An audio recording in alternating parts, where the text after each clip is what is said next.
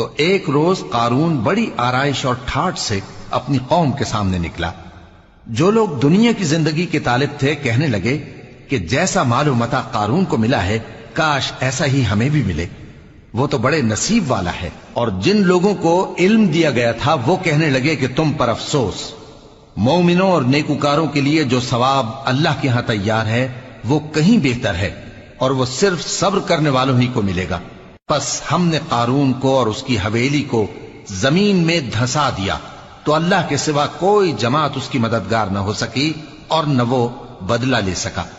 اور وہ لوگ جو کل اس کے رتبے کی تمنا کرتے تھے صبح کو کہنے لگے ہائے شامت، اللہ ہی تو اپنے بندوں میں سے جس کے لیے چاہتا ہے رزق فراخ کر دیتا ہے اور جس کے لیے چاہتا ہے تنگ کر دیتا ہے۔